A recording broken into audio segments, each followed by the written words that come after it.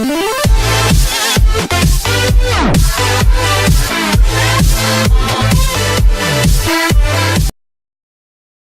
if Christie v. NCAA lets us gamble more, we should have the sense to gamble less. The Supreme Court will hear oral arguments next week on Christie v. NCAA. At issue for the justices, whether the federal government has the right to control state lawmaking. At issue for the rest of us, whether we have the right to make a sports bet legally. Here's a dumbed-down, microwaved version of the case that I can understand so you can understand. In 2011, New Jersey voters approved the legalization of sports betting.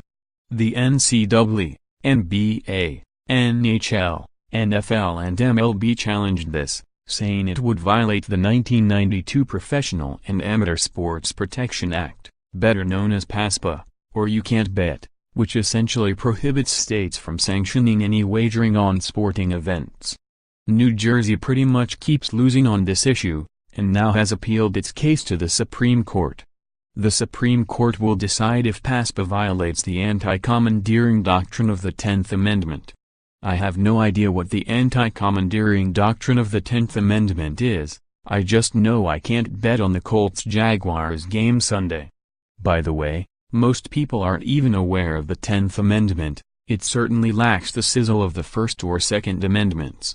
Now, intellectually, I realize there is no reason I shouldn't be allowed to bet on the Colts-Jaguars game. Intellectually, I also realize I shouldn't bet on any game, but we'll get back to that in a moment.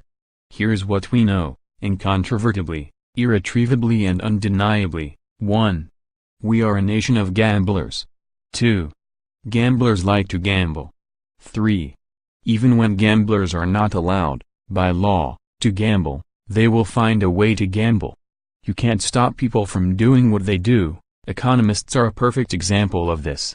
So, with gambling, we should legalize it, regulate it and tax it. But, just as we do with, say, alcohol, all of us need to be vigilant about the habit. If you gamble, or know friends and family who gamble, it is imperative to make sure the gambling doesn't morph from casual to chronic. Problem gambling is serious, gambling addiction can be tragic. Quitting betting on sports was the best decision of my adult life. I would think too much about which games to bet in the morning, I would adjust my schedule too much to follow those games in the evening.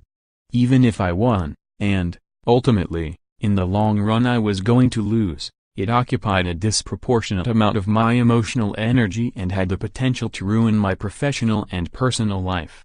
Thus, after one very bad fortuitous week in 1984, I stopped making sports bets. But if others want to bet, they should be able to bet. And, as MLS Commissioner Don Garber said earlier this year, I don't think we can stop it, so maybe we'd even lead the charge. Translation: somebody's going to make money off of it, it may as well be us.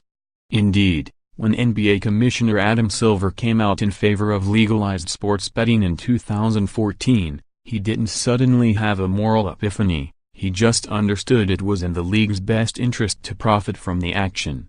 Like the old saying goes, you can't stop progress. Alas, sometimes progress is regress. Let me repeat the truest thing I have ever said, we should have the freedom to gamble more and the common sense to gamble less. That freedom is being addressed in New Jersey's years-long effort to legalize sports betting. Christie v. NCAA is a fascinating case with far-reaching implications. How will the Supreme Court interpret the issue of the power of the federal government vis-a-vis states' rights? I can't pretend to know, this is above couch slouch's pay grade. But, in my gambling gut, I believe PASPA will be overturned, allowing states to decide whether they want to legalize sports betting, and many will.